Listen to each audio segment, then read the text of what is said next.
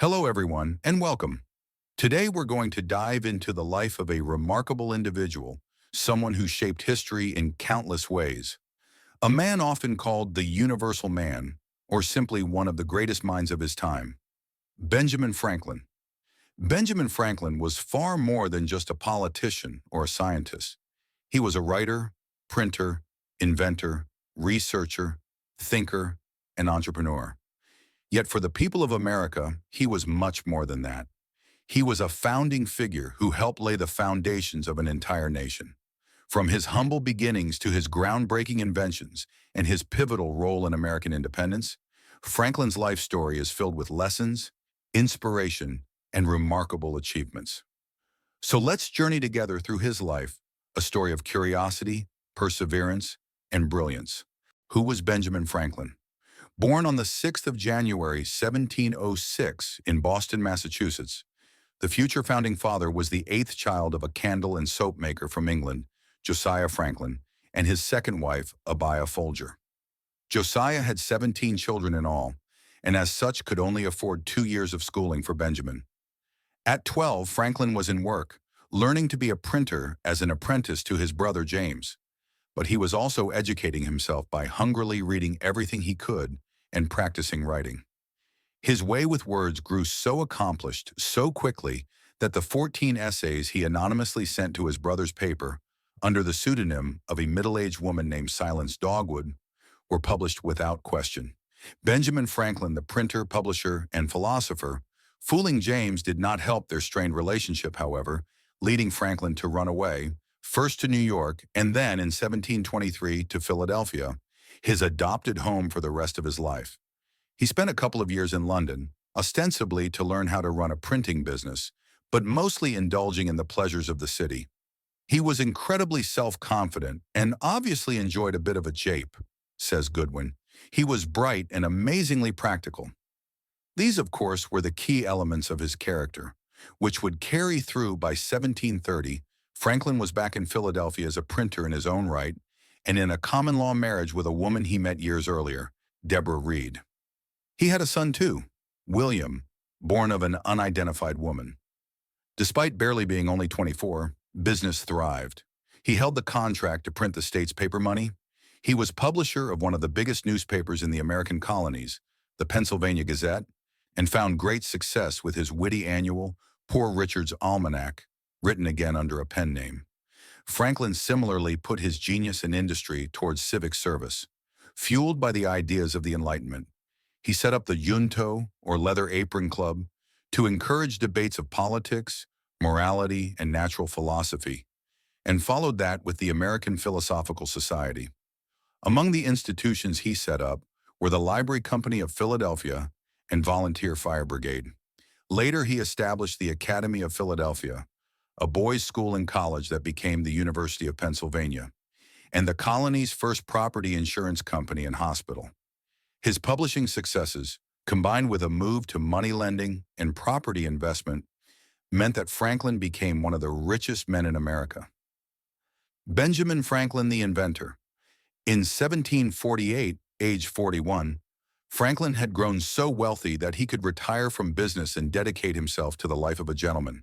For him, this meant turning his attention and mastering other fields, namely scientific experimentation and invention. For his findings of the little-understood subject of electricity, famously his kite experiment to prove the electrical nature of lightning, he found immense fame in Europe as one of America's leading thinkers. The Royal Society awarded him their highest honor, the Copley Medal, in 1753. These electrical experimentations spurred on one of the greatest of Benjamin Franklin's inventions, the lightning rod. But Franklin also developed, among other things, a new type of stove, bifocals, and a musical instrument made of glass. Benjamin Franklin, the public servant. Since the 1730s, the same time he was a full-time publishing giant, Franklin had sought out public office, beginning as a clerk of the state legislature and postmaster of Philadelphia.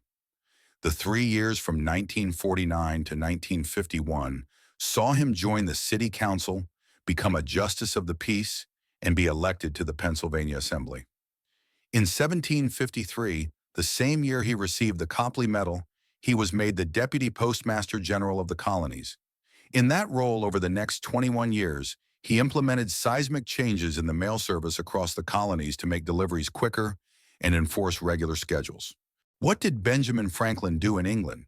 It was as a representative of the Pennsylvania Assembly that Franklin traveled to England in 1757 and stayed there for nearly 2 decades. His son William accompanied him, although his wife and daughter Sarah did not. In fact, he barely saw Deborah again before her death in 1774. For many years, Franklin considered himself a loyal British citizen whose ambitions was to achieve prestigious royal appointments. When the Stamp Act passed in 1765, putting a tax on paper documents and printed materials in America, he judged the response poorly by siding against the masses, opposing what they regarded as an oppressive measure against the colonies. He did, however, rectify the situation quickly with an impassioned denouncement of the act to Parliament, which saw Franklin emerge as a leading figurehead in the growing revolutionary movement. Still, he tried to mediate between both sides of the Atlantic. He was keen for Britain and the American colonies to come to an agreement, says Goodwin. He was the representative not only of the Assembly of Pennsylvania, but by the end of his time he represented Georgia, New Jersey, where his son William was governor, and Massachusetts' Benjamin Franklin during the American Revolution. Increasingly, Franklin embraced the cause of American independence and returned to Philadelphia in May 1775. By then, the American Revolution was already underway, with the battles of Lexington and Concord only a few weeks earlier. He was immediately selected for the Second Continental Congress, where as a member of the Committee of Five he helped write the Declaration of Independence. The rest of the war, however, would be spent in France. Dispatched to negotiate in secret an alliance that would bring military and financial support, he spent 9 years at the French court, reveling in his celebrity status while patiently networking behind the scenes. With him during his time as the first ambassador to France was his grandson William Temple Franklin.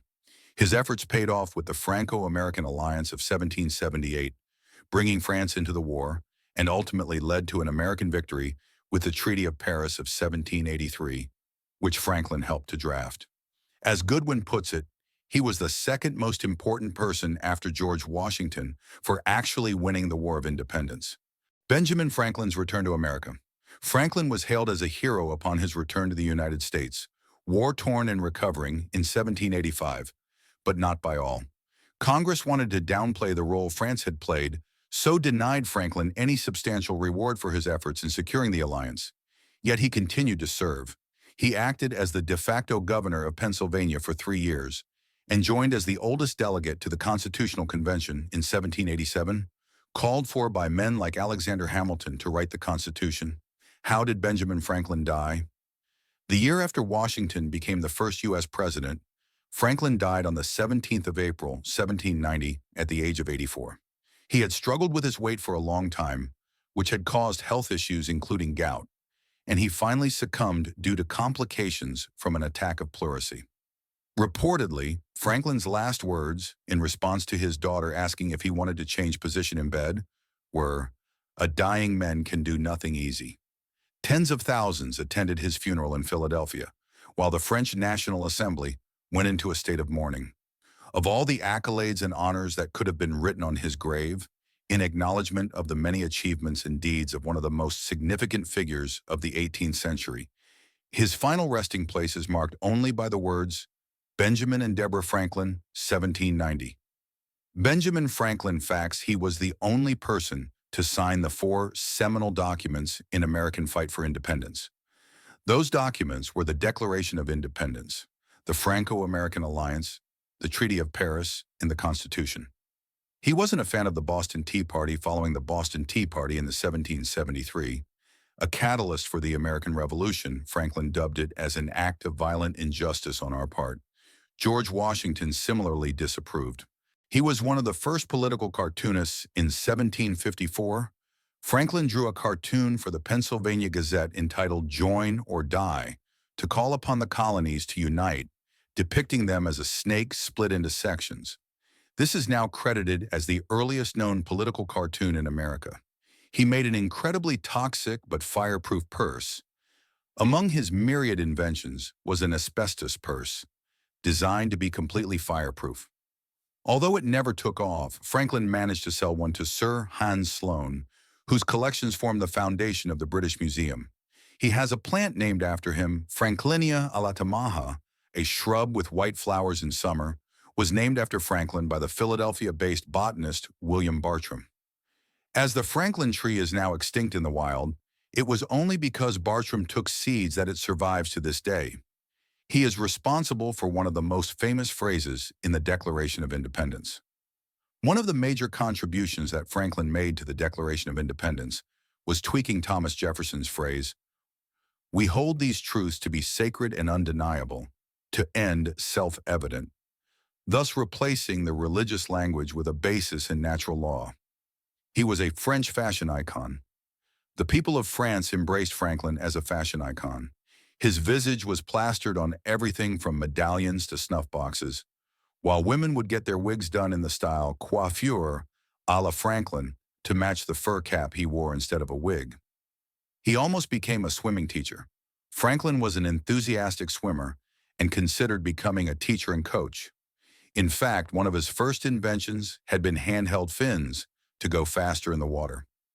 For his part in popularizing the pastime, he was inducted into the International Swimming Hall of Fame in 1968. He invented a new phonetic alphabet, but no one could use it. Franklin devised a phonetic alphabet, in which he removed what he saw as 6 unnecessary letters, C, J, Q, W, X, and Y, and replaced them with new ones to represent vocal sounds. His idea couldn't be published right away, as no one had type blocks for the new letters. He was a fervent abolitionist, but only in later life. Shortly before his death, Franklin, who had owned slaves and posted slave ads in his papers, became vehemently abolitionist. He was president of an anti-slavery society and wrote essays in support of abolition.